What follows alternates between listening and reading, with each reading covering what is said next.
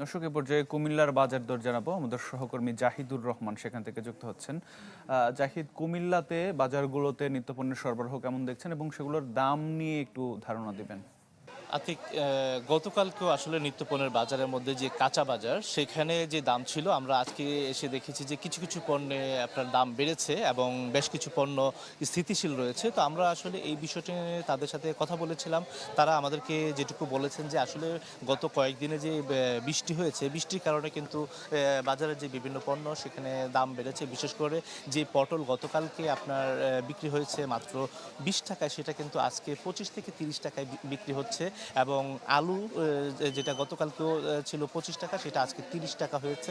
এবং অন্যান্য যে পণ্যগুলো রয়েছে সেটাও কিন্তু ক্রমান্বয়ে দাম বেড়েছে। তো আমরা আসলে তাদের কাছে কারণ জানতে চেয়েছিলাম, যারা ব্যবসায়ী তারা বলছেন যে আসলে যেহেতু বৃষ্টি হয়েছে এবং মালামাল আনানের ক্ষেত্রে যে যানবাহন খরচ সেটা বেড়ে যাওয়ার কারণে তারা মূলত এই দামটা বেশি নিতেছে। এবং পাইকারি বাজারে দাম বেড়ে যাওয়ার কারণে খুচরা বাজারেও কিন্তু ভোক্তা যারা তারা কিন্তু আসলে বেশি দামে ক্রয় করছেন। এক্ষেত্রে কিন্তু ভিন্ন চিত্র কিন্তু দেখেছে যে পেঁয়াজ, রসুন এবং সয়াবিন তেল সেখানে কিন্তু দাম স্থিতিশীল রয়েছে। এবং কুমিল্লার বাজারে পেঁয়াজ বিক্রি হচ্ছে 35 টাকা এবং রসুন বিক্রি হচ্ছে 120 টাকায়। আমরা তাদের সাথে কথা বলেছিলাম, তারা বলছেন যে আগে গত এক সপ্তাহ ধরে যেই দর রয়েছে সেটা কিন্তু এখন পর্যন্ত স্থিতিশীল, সেখানে কিন্তু বাড়েনি। তবে কাঁচা বাজারের বিষয়টা আমরা তাদের সাথে কথা, তারা বলছেন যে বৃহস্পতিবার আসলে এখানে আসলে দামটা বেড়ে যায়, যেহেতু পরদিন বিভিন্ন অনুষ্ঠান থাকে, সেটাও কিন্তু তারা এই ধরনের কথা বলছেন। আসলে কিন্তু তারা বলছেন যেটা আসলে তারা একটা কৌশল করছেন, আসলে মধ্যস্বত্বভোগী যারা রয়েছেন তারা দেখা যাচ্ছে যে ভিন্ন ভিন্ন কৌশলে ক্রেতাদের কাছ থেকে অর্থ হাতিয়ে নেওয়ার একটা কৌশল হিসেবে ব্যবহার করছে। এক্ষেত্রে দেখা যাচ্ছে যে প্রশাসনের যথাযথ নজরদারি থাকলে আসলে